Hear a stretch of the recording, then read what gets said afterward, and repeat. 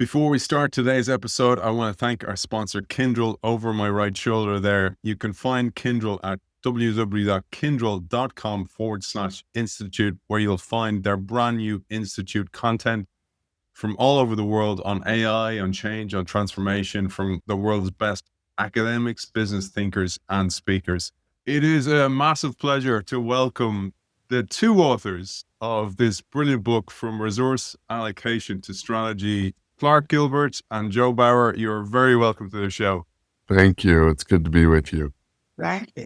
I had researched this episode, and then I had a chat to Clark, and he goes, "You know what? I have some questions I want to ask Joe." And I said, "Why don't you just be the guest host for today's episode?" Because Joe has changed how people saw strategy, gave them new lenses to see strategy. And Clark has seen so many academics and business people flourish because of that. So I want to welcome our host for today, Clark Gilbert. You're very welcome. Well, thank you for having us. And Joe, what a thrill to be with you. And I'll always be grateful. I was assigned as a doctoral student originally to work with Nitin Noria, and he heard my questions and interests, and he said, "Do you know Joe Bauer? You should be working with Joe Bauer." So I was never so grateful, Joe, to be handed off to you from someone else. So my pleasure. Well, let me just start, Joe, the process research, and in particular, how you connected it into strategy through the resource allocation process itself has led to breakthrough research and insight for practitioners and scholars, everything from disruptive innovation theory to resource dependency, making big bets, change in the presence of fit, and so many other big breakthroughs in the field. What do you think it was about the connection between resource allocation and strategy that has lent so much insight to the field? I think that the key is that the thinking about long-range planning, thinking about goals as separate from anything else in the organization. That's just particularly something that was primarily economic analysis and forecasting. Yeah. Never really was a particular use to company managements, because they would have a team of economists, and yet it didn't link up with goals. And I guess because I came at it from capital budgeting and long-range planning, and they didn't fit together.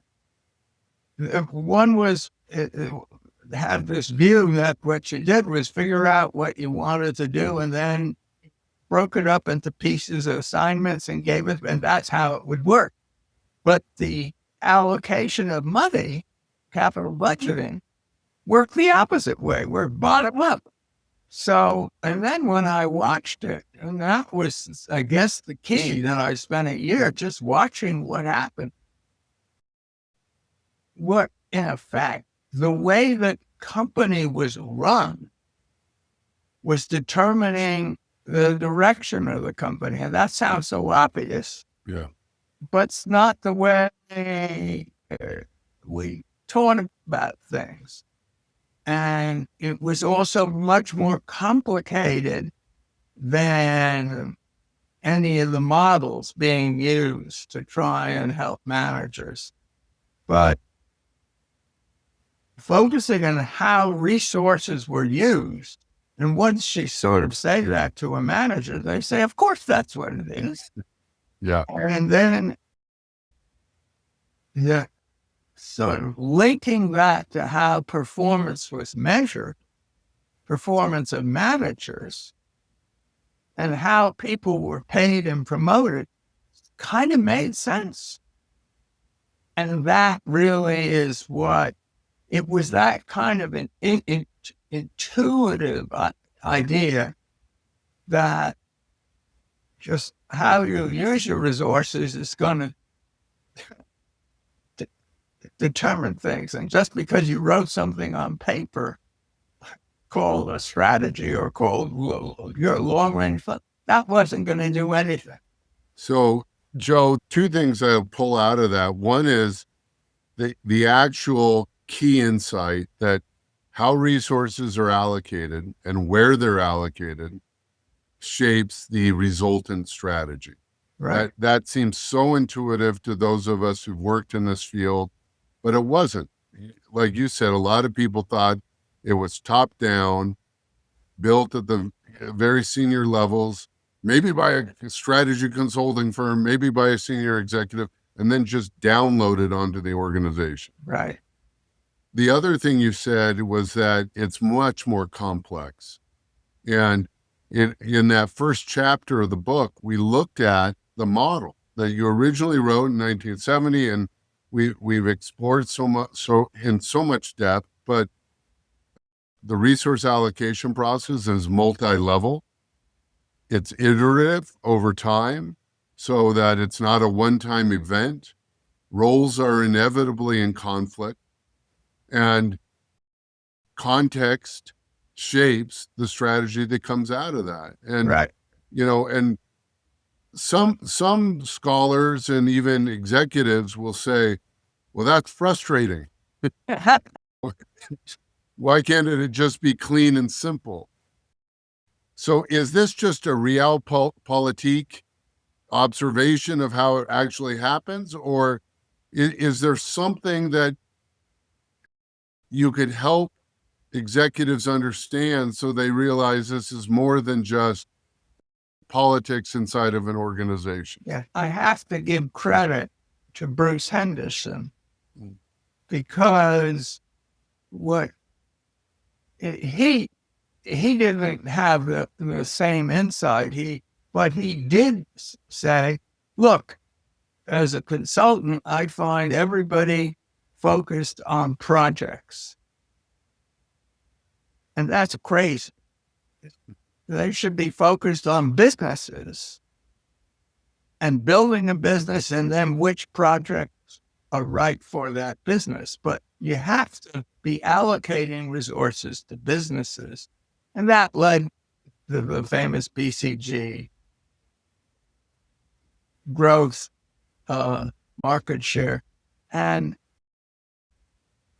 But that was an important insight. So as soon as you take the intuition that it's the allocation of resources that you want to focus on, it's very important to add Bruce's notion, it's businesses. Yeah. Because what we saw, both just in my case study, but also others, Don Sull and so on, companies would keep allocating resources to dying businesses. Yeah. Yeah. But the project proposal would look profitable. And so that was a big step that was important. And I think once company leaders had that insight and began to understand that, then it took off. And then there were all sorts of other problems which were studied in the various theses that we looked at.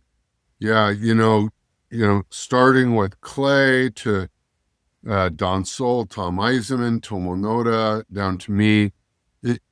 One of the things that's interesting to me about the research is people kept picking up this insight that resource allocation's a process, A, and then B, that is where strategy is made in an organization.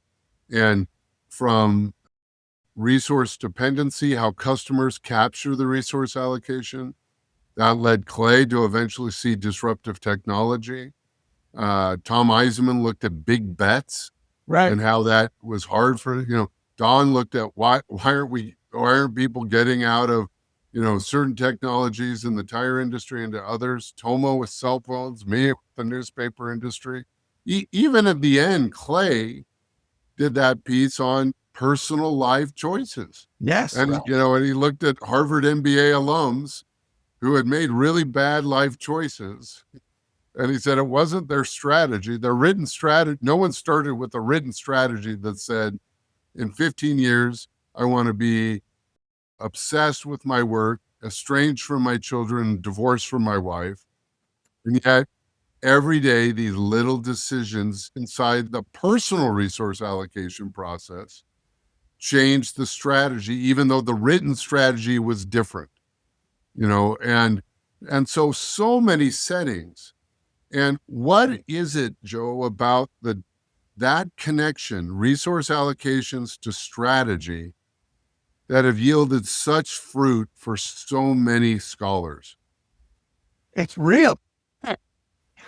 I mean, you could also ask it the other way. Why has so much academic research of late lacked any intuitive power and been not very useful at all? Yeah. I was thinking, we may get to this later, but there's a lot of fraud in published research these days. Yeah. Which is terrible. Well, how is that happening? Well, if you can fake the data.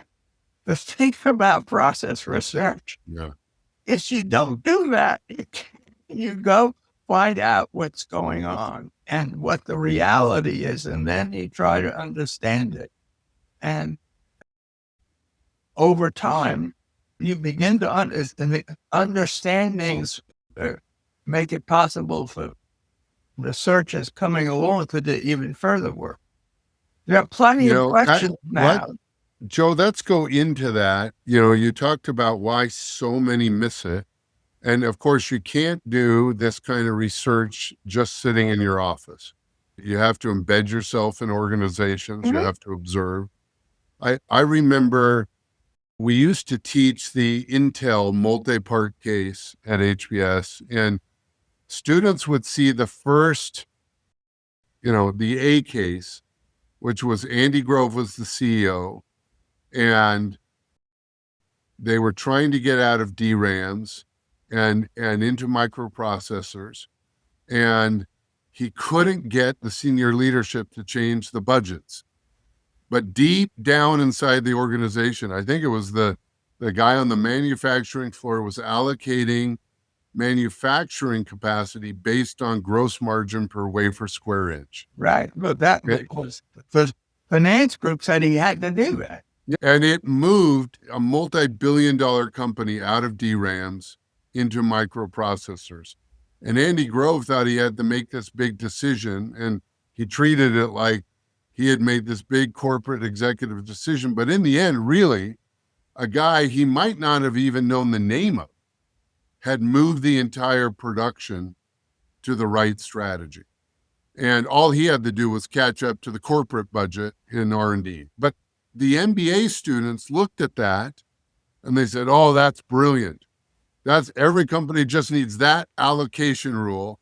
And they didn't see that could go the other way. So it's brilliant ex post, but ex ante, it's hard to know. And remember, the B or the C case now had Andy Grove trying to get the company to invest in the Celeron processor, which had a lower margin per wafer square inch. And I remember someone held up a cell phone in it, and said, what are you putting in these?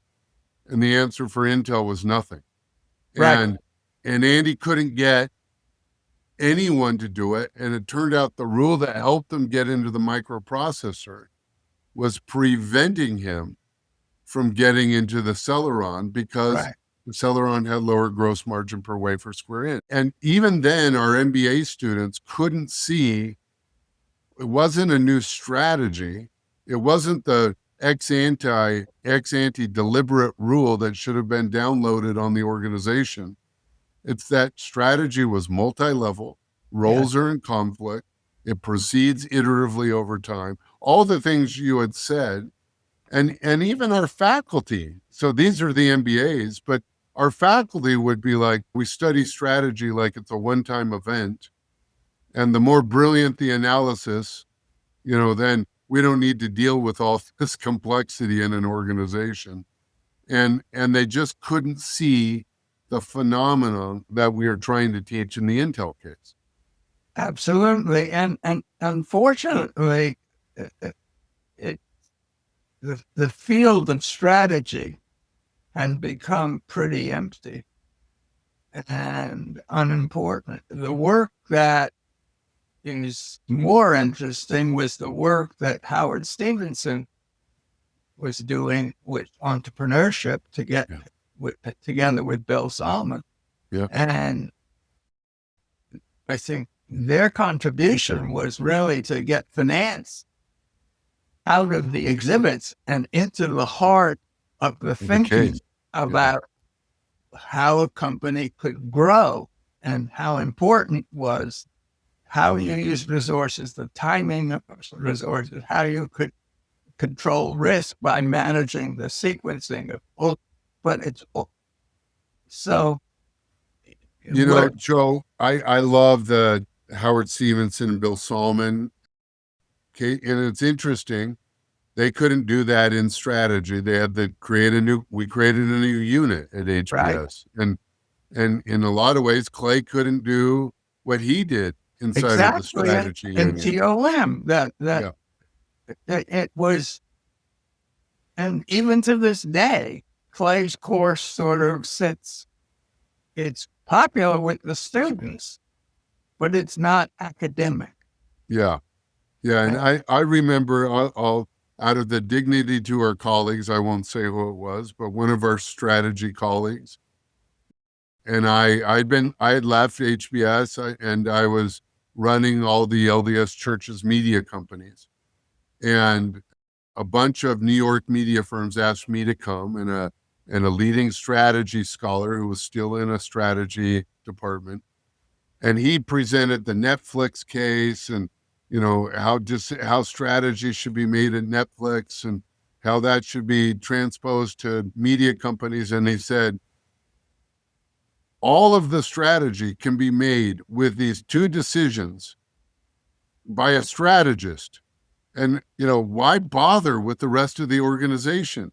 And I literally couldn't believe he would say that. And yet he really believed it.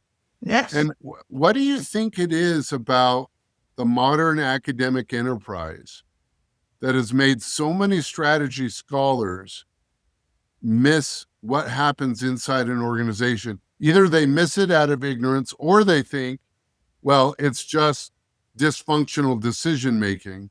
And if we could just get people to rational decision-making, this is how an organization should run. Think about academia as a large organization. Ask the question then, how are resources being allocated? To whom and why? How is performance being measured? Performance is being measured by published and refereed journals, but ideally a journal.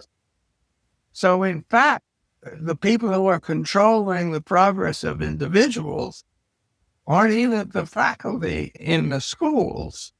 It's the editors of the journals. And they are sitting in tunnels. Talk about tunnel thinking. Each journal, and the journals have proliferated. I don't know how many there are now. And I remember the first time I went to an academic meeting as a department chair, and you get this book of abstracts. So I'm pretty diligent when I have a job, so I looked at all it. Most of it was terrible. It was crap. And these poor people had been working hard at this stuff. And it was just, and then you begin to talk to academics, and their goal in life is to get senior enough so that they don't have to teach. So it's the whole enterprise, unfortunately, is corrupt. Joe, I don't know if I've shared it with you, but when I left HBS and I was leading strategy for the universities of BYU, Right. Idaho, BYU Pathway, and in the media organizations. I wrote a short little 5-page case on the Harvard Business School itself. And I started with the formal statement of strategy. And it starts with the opening section with Kim Clark presenting a PowerPoint slide with the mission statement of the Harvard Business School on the first slide. Educate leaders who make a difference in the world. And I take 2 junior academics. It was disguised, but it was me and Mary Tripsis. Yes. And we join the faculty. We hear Kim Clark say that strategy, and we're like, this is awesome. This is why we came to the Harvard Business School. We want to do work that will help leaders make a difference in the world. And then the first year, I win a rookie teaching award. And the response from my department isn't enthusiasm. It's, hey, we need to take you out of the classroom because we think you like teaching too much. And I was like, but the mission statement of the Harvard Business School is educate leaders who will make a difference in the world. And they're like, well, your teaching's good enough. You don't need to get any better. Just stop working hard on it. And so after that deflating moment, then, Mary gets a piece published in the Harvard Business Review. And her department chair and colleagues are like, why are you publishing in the Harvard Business Review? And she's like, well, it's the most influential business publication in the world. And they're like, you need to publish in peer-reviewed academic journals. And she's like, but the mission statement says educate leaders who make a difference in the world. They aren't reading the journals. They're reading HBR.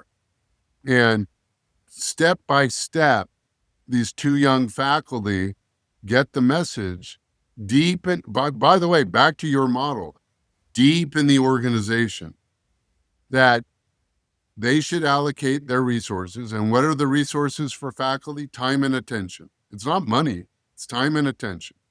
And we allocate our time suddenly now to just the peer review academic journals. That's right. And then late in the process, I get this research sabbatical, and we're at the Academy of Management, and our colleagues are saying, how did Clark get that sabbatical?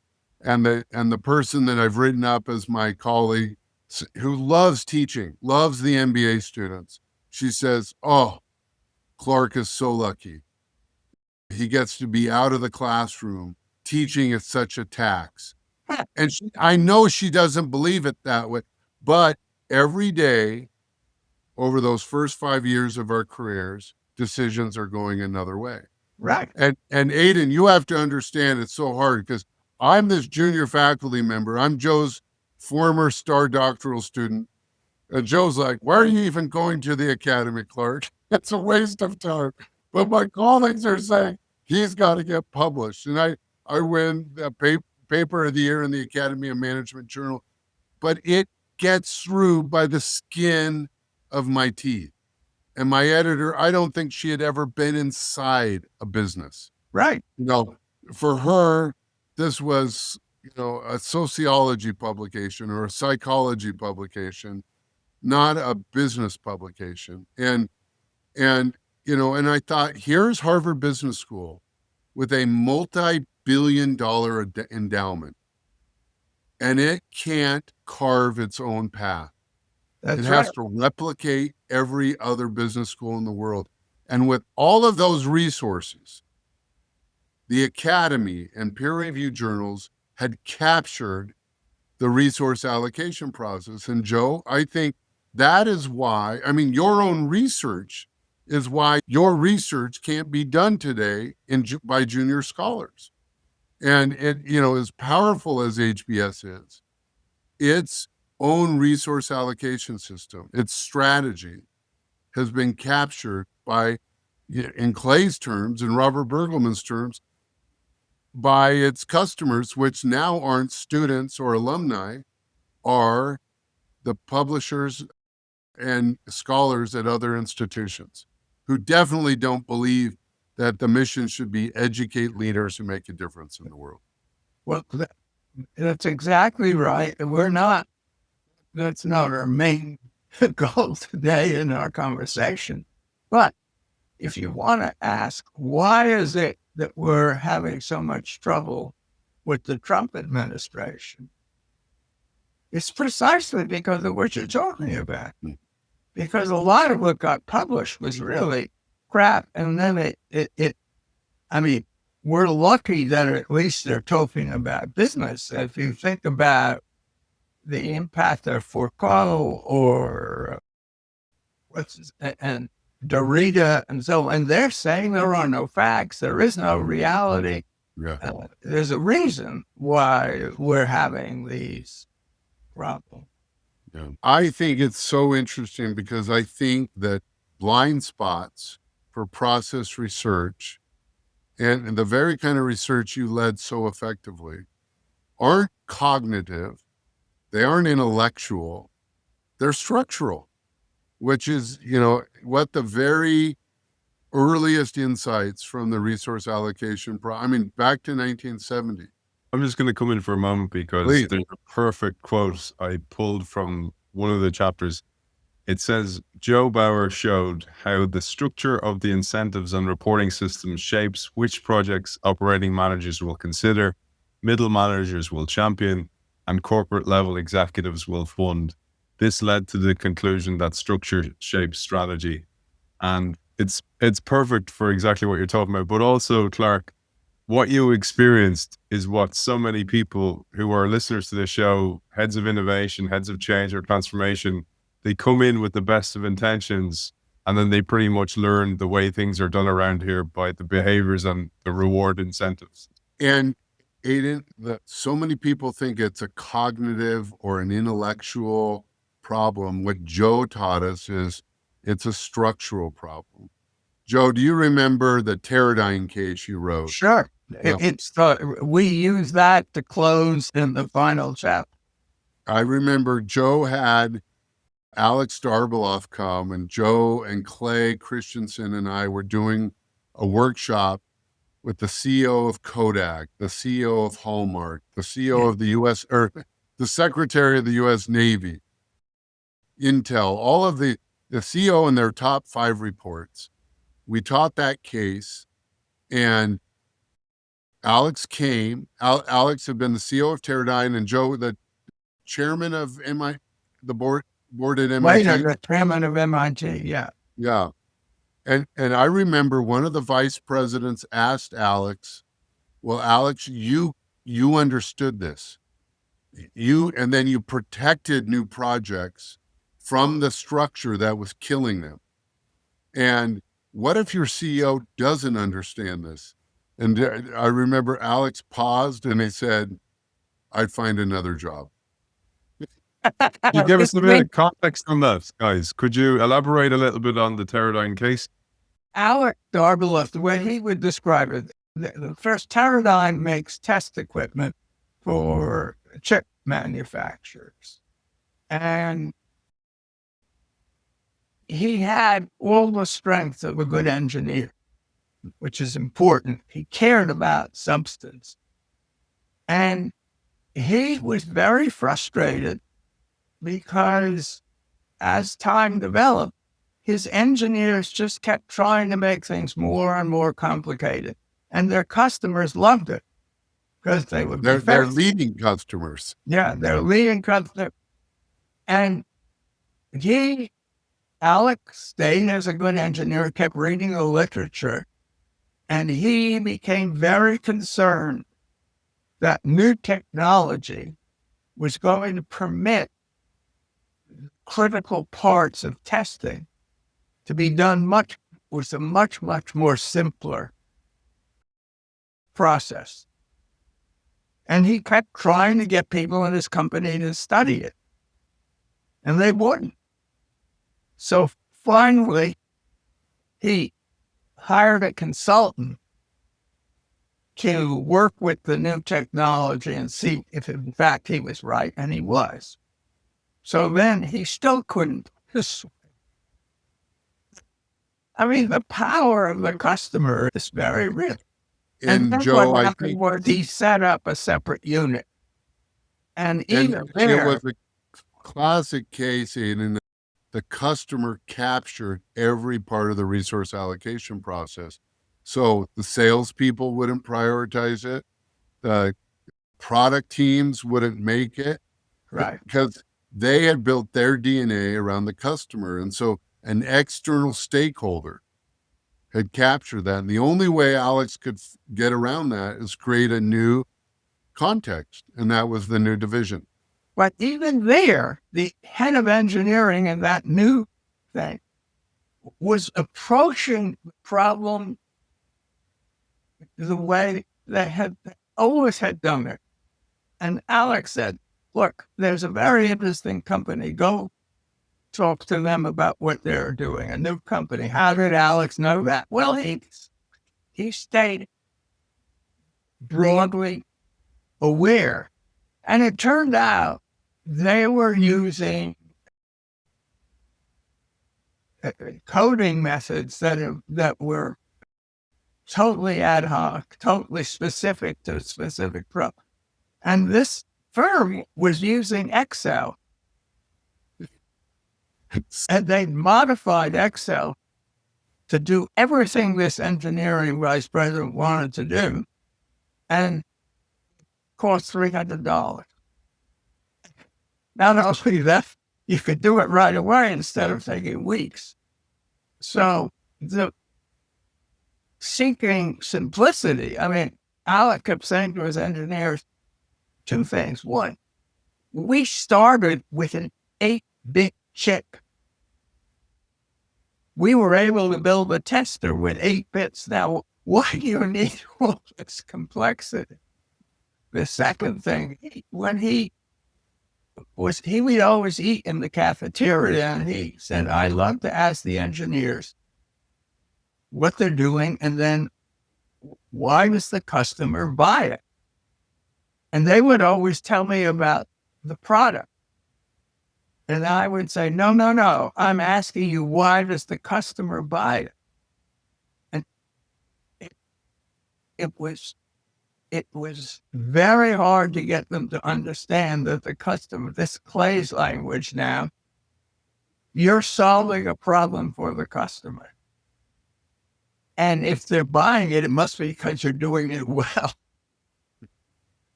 And those are such simple ideas. What struck me when I've been thinking about this and thinking about the future, Elon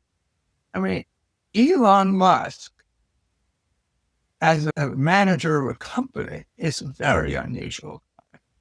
I mean, I think he was disastrous in the government, but think about it. He got a good, attractive car selling in the market 18 months. General Motors, Ford, they can't get a good electric car. So what is it? I wrote down his question. He said, question every requirement. The only laws are physics. Delete any part or process you can. Simplify and optimize, accelerate cycle time, and automate. And we don't know how to deal with that yet. But and what's interesting, when you talk to people from his company, they say he's brutal about asking those questions.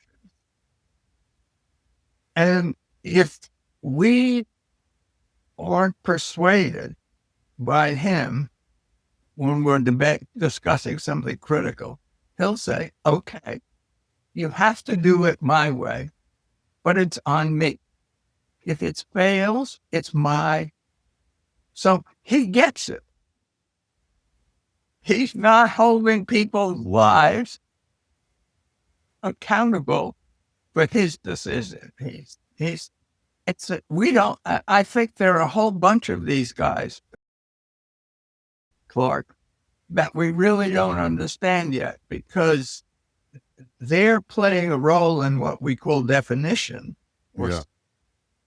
That is a little more powerful than we've studied carefully. And Yeah. And there are a bunch of them. I mean, there's Edison, Steve Jobs, that all the Yeah. Gates built. And that's pretty interesting stuff. I mean, I would say in your world, what you're doing is like that. Yeah. You're having a very powerful impact, but you're not ignoring the process.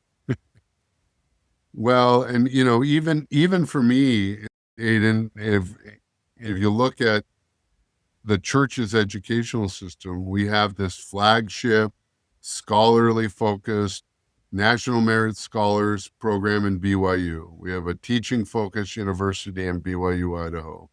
We have an online university in BYU Pathway. Someone might think, oh, that's a nice portfolio. But each one of those couldn't do what the other one did in the structural context. They had a resource allocation process that leads to a very different strategy. So to do the next one, you had to do it in a different setting. And, as an executive in my church, of course, it's a spiritual endeavor, but I'm benefited all the time from the early work from Joe and from Clay about how structure determines strategy. And you just can't do certain things. And I think, Joe, the entrepreneurs you described, they're doing things outside of the traditional context. They've Right. learned that current system will not yield that answer. So I'm going to create an entirely different system. In our last chapter, when we look at the model, we put the financial markets and then the product in Yep. what as context, Yeah. external thing. And they have changed so much. And academia hasn't changed. I mean, hardly at all. If anything, it may have gotten more rigid. But I think that's, again, the power of the model is to help people see, okay, if the capital markets want us to perform all the time, and that doesn't fit what we're I trying to can't do, deliver this new product. then Yeah. I have to find a way of structuring myself so that I'm protected. And some companies have done exactly that. I wanted to share, guys, a brilliant metaphor I came across. It's about the term undermining, the origin of the word undermine. It's a military tactic, actually. So the whole idea was you'd have big castle walls, then they'd tunnel in under the wall, they'd build a timber frame to keep up the wall structure, and then they'd light it on fire and leave it. So your strength would become your weakness. And I always think about that as a metaphor for what happens here, is that the incumbent has a way of doing things, including a cognitive frame of how to do things. And then the technology shifts, the disruptive innovation comes along. And there's a line that stuck with me from Gary Hamel. He said, to give up a bird in the hand, you have to see a flock of birds in the bush.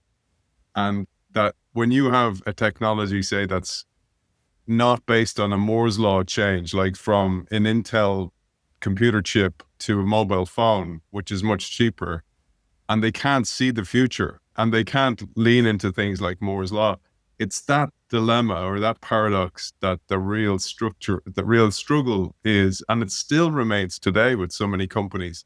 And I'd love you to share your thoughts on managing that, because that has not gone away. As you said, Joe, education hasn't actually dealt with those changes, but that paradox or that dilemma hasn't gone away.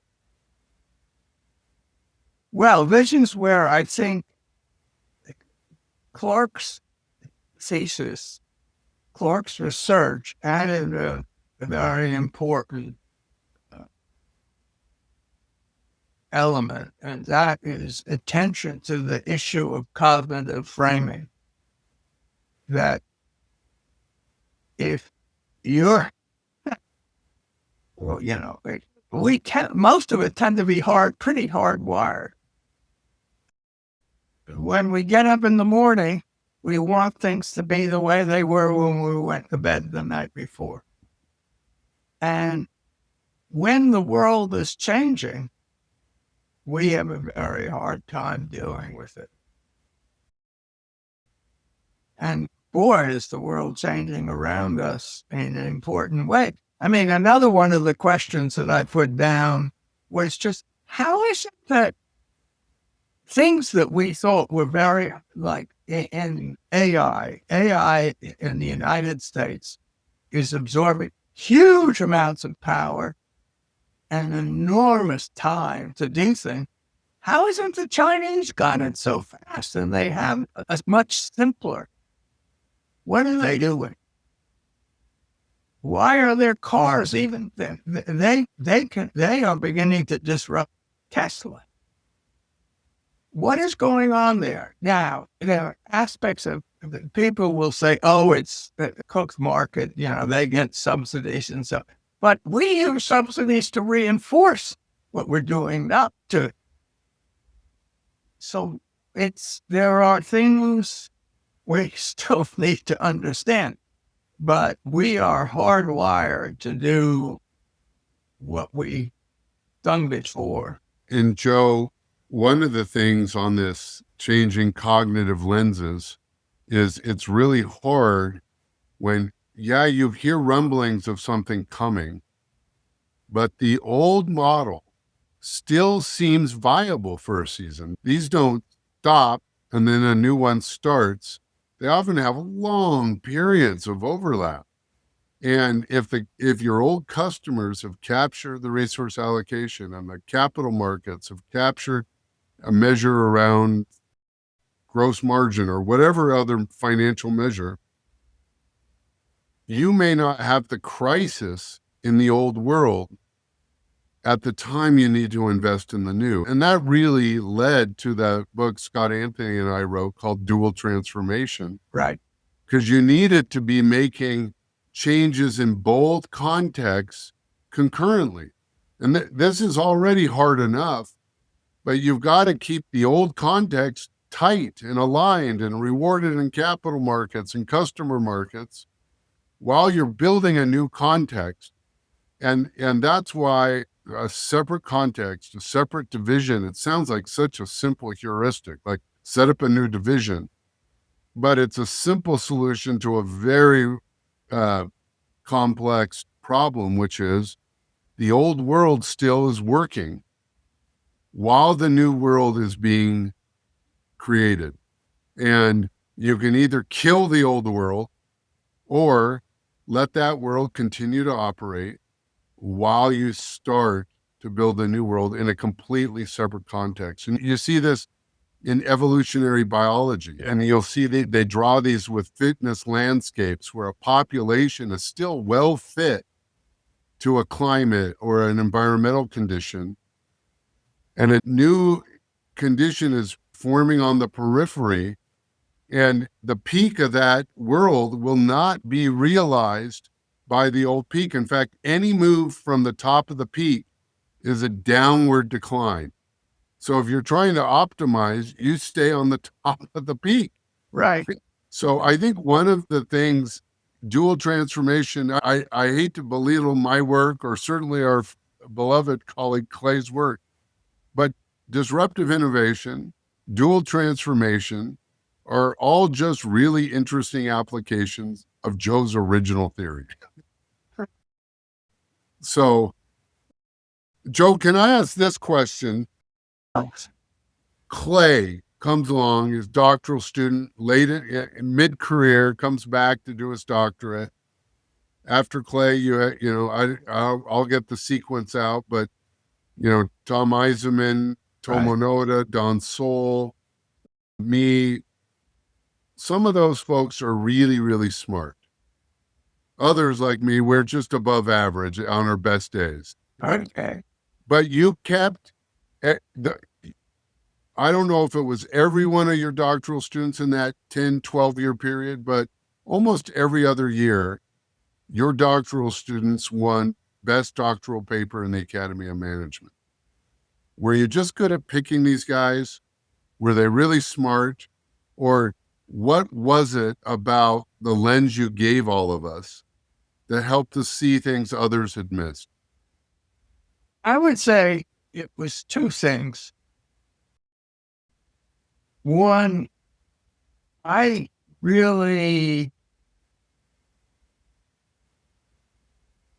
insisted that people essentially get out and look at something. And I read, Eve Doze talks about this. He said, Joe introduced me to some, I think it was, and then he just left.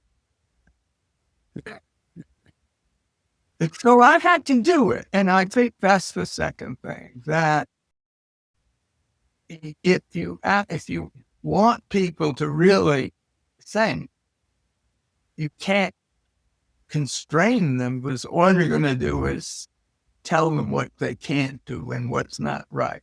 And they have to have the opportunity to start really talking to people who are way up there and beginning to understand and sitting in the room and watching what's going on. And I think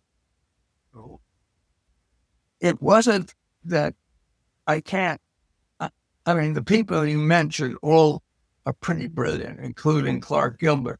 But the key thing was to get them up. And it's interesting, Joe. You had Clay do a deep dive in disk drives. Yeah. Tom Eisenman did a deep dive in the cable industry, dive in the cable industry. Don Soul in the tire industry. Poor Don. I mean, who wants to study tires for 4 years? But, Tomo in the cell phone industry, me in the newspaper industry. I remember when we identified this industry, my first trip, got on an airplane, went out to an industry meeting in the Bay Area, all these newspaper companies that didn't know a person. And I just started networking. Yeah. And within 3 months, I was in with the CEO of the 10 largest media companies in the world, and in the United States at least, and months and months of watching their decision meetings and where decisions were made and going on sales calls, watching the newsroom meetings. I mean, things I just wouldn't have done. And Joe pushed us in there, and all of his students, they knew these, if you went into Clay's office, there were all the disk drives sitting on a shelf. And, Tom Eisenman knew those CEOs and their teams at all the cable companies. And, I knew every newspaper executive and their leadership team in the U.S., in the entire country. And I do think Joe pushed us, you pushed us, Joe, into deep. We knew them, those industries, we knew those organizations, and we were looking at them with this question: where is strategy being made? Yeah. And why isn't it being made the way you would think? And I, we're all blessed that I think we had your framework, but you also pushed us into organizations in a very embedded way. Well, I don't know how much have you run into Howard Hume? Yeah, I don't know him well, but Aidan brought him up the other day. Yeah, well, I just have his book right here, Joe. Yeah, he's coming on the house soon. He was the last in the sequence, but he did a population study of motherboard makers in Taiwan. I mean, it's just incredible. But that's how you learn. Yeah. Well, Joe, what advice?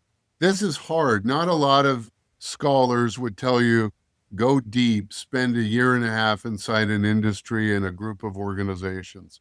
They'd say, put it into a statistical tool, run a regression, and see what you find. For rising scholars coming up in this climate that we talked about, what advice would you have for future scholars who wanted to make a big difference in the world? It's a very hard question.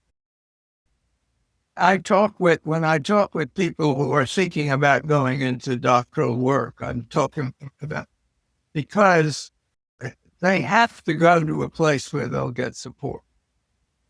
Either that or there are places that they're asking a good question, will hire them, like some of the consultant firms will hire you and say, fine, you do that for a while, and we understand that if we can't keep you, you're going to go back and write about it. I think that you just have to have a year or two to look at something. And I mean, typically, if you haven't been talking to executives, you don't even know what's an important question. Yeah. And I mean, I love that, Joe. I think Clay wrote that little piece once on anomaly seeking research. Right. Where do great questions come from? And I remember I had been studying decision making when you were under threat. And I was looking at the newspaper industry, but I was still really early. I didn't have a good question yet. And we were in a doctoral seminar you ran. We're reading, and by the way, Aidan, you grow up so much when you're under Joe's development. I remember asking Joe, well, what's going to be on the test? And he looked at me like I was an absolute neophyte. And he's like, well, what do you want to learn? He's like, the whole point of this is for you. We don't care about tests. We want you to learn. And so I built some of the readings, and we were reading Dutton and Jackson out of the University of Michigan, who said, under threat, people become risk avoiding. And Kahneman and Tversky had said, under threat, people become risk seeking. And I realized there's one of Clay's anomalies. Yes. They can't both be right. And I finally realized that Dutton and Jackson were talking about process. Kahneman and Tversky were talking about expenditures. And what I was seeing in the newspaper was tightening process, but increased risk-taking to spend money. Right. And I knew at that point, Joe, you didn't have to be that smart. I had a good question, the right industry, and any idiot could find something really interesting from that point on. I just had to go do it. And I think we spend today, modern doctoral students spend so much time on methods, research methodologies, statistical analysis. They don't ever look at what's an interesting question in the first place. Yeah. Well, and I mean, it's all over. I mean, I have a grandson who is an astronomer, and he's been spending, I think, the last 4 or 5 years, he's been an intern, but he's been working at Keck, the observatory in Hawaii. And everybody wants to hire him because he actually knows a lot. Nothing. I mean, and we're discussing getting a doctorate, and it's not clear when he's going to be able to do better because he has a doctorate, other than earn a living as an academic. But there's a brilliant line again. This is serendipity. I just have a bunch of quotes in front of me. In one of the segments, Clark, you wrote this piece. You said the psychological literature often describes cognitive frames as schema, a pattern imposed on a complex reality to help interpret and guide response. Schemas employ 3 basic coding processes to respond to stimuli: abstraction, interpretation, and selection. What is encoded is heavily determined by a guiding schema or knowledge framework that selects and actively modifies experience in order to arrive at a coherent, unified, expectation-confirming, and knowledge-consistent representation of an experience. Only the information that is relevant and important to the currently active schema will be encoded. And that came to mind when you asked Joe what's going to be on the exam. Because if he had said that, you'd only pay attention to what was on the exam. Yeah. And you don't learn then. But I'm saying that for that reason, but also because what your work, and I'm talking to both of you here, I've read your work and studied it. What it is a new schema or a challenge to your existing schema. So at least you have new lenses through which to look at the world. And I think that, for me, that's the joy and the goal of education, including doing things like this show. That's why I'm personally so keen to bring this work to people, is so they have new schema and they can make at least more informed decisions. And I believe that's what both of you have contributed to the world. Well, Aidan, thank you. And talk about the power of a schema is Joe's original framework and, the rippling effect it had. And you've been so generous to let us have this time to have this conversation.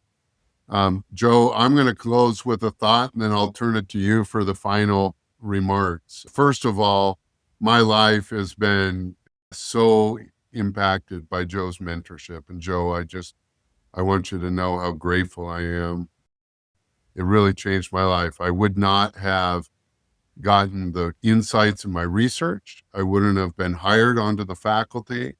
And even today, the impact I'm hopefully having on education around the world for my church is in large part because of the way you taught me to think all those years ago. And even beyond the work and resource allocation, the strategy at an organization level, when I was asked to go originally by Kim Clark and the church, I made a resource allocation decision, and it was hard. I'd been trained in a field. I loved teaching at the Harvard Business School, but I didn't let the structure shape my personal strategy. And I'm so grateful I made a decision that really shaped a personal strategy and a huge change in my life. And I'm grateful to have been mentored and taught so well. I hope you know how much all of us, Clay, Tom, Tomo, Don, so many of us who you impacted. And we look back at the impact you've had on us in awe. It's an impact on a field, but it's also an impact on a group of individual scholars, both professionally and personally. And I tip my hat to you, and what an opportunity to have this time to have this conversation and reflection today. Well, Clark, and that is extraordinarily generous, and I appreciate it. And all I can say is that I have felt very lucky that I went to Harvard Business School, because it was a totally different set of values at that time than regular rest of academia. Most of the faculty really believed the mission that him, and then all that happened with me is that some professor said to me, "You seem to really enjoy the classroom. Have you ever thought of teaching?" And of course I hadn't, but I did. And it was an environment that supported crazy ideas, so that when I was so young, but when I think I was 20, I joined 63. I joined the faculty. So at that point I was 24, I think. And then I was just my father had met this guy who was a chief economist at a big company, and my father told him that I was very interested in planning and capital budgeting and so on. He said, "Come talk to me." And it's through that guy that who said, "Well, it's really, and then he introduced me to some other people who were very fascinating. And when I went to talk to the dean, he said, well, I'll help you. And so he called the CEO of that company and said, would you let our guy in? And I mean, that's how it worked. And I think it remains when, the last classes I taught were at the Kennedy School. And I learned that about half to 3/4 of my class was foreign students. And they were going to lose their fellowships from their countries if they didn't get A's. Wow. So I remember I told the class, look, this is crazy, but it's the way it is. So here's what we're going to do. You stop worrying about final grades. I'm going to keep asking you to do written work, and I'm going to give you grades you've never seen before. And I discovered that's a great contract. And I don't even look at it. I mean, it was very clear that real feedback, honest feedback, willingness to talk to them about what they were doing and what was wrong with it. And they just blossomed. It was a great class. And I did it. So in my own view, I think we can improve education if we find better ways of giving feedback than published grades or scores. I'm horrified that to avoid bias, we're going to go more and more toward quantitative measures. Yeah. So all I guess I'm saying is that I was just very lucky that that my particular set of skills was appreciated at Harvard Business School, and they gave me the resources to go. Well, what a phenomenon. Thank you, Joe. And Thank you. Aidan, thank you for this time and for the work you're doing. A pleasure. And speaking of resources, that's the book these two gents put together. It's a fascinating read. It needs a deep dive. It's the only way you learn. You give it the adequate resource and attention in order to learn. It's a brilliant book. From resource allocation to strategy. The two authors of that book, Joe Bauer and Clark Gilbert, thank you for joining us. Thank you. Thank you. As always, thank you to our sponsor, Kyndryl. You can find the Kyndryl Institute app and the Kyndryl Institute content at www.kyndryl.com/institute, where you'll find thoughts from the world's leading experts in change, technology, AI, and so much more. See you next week.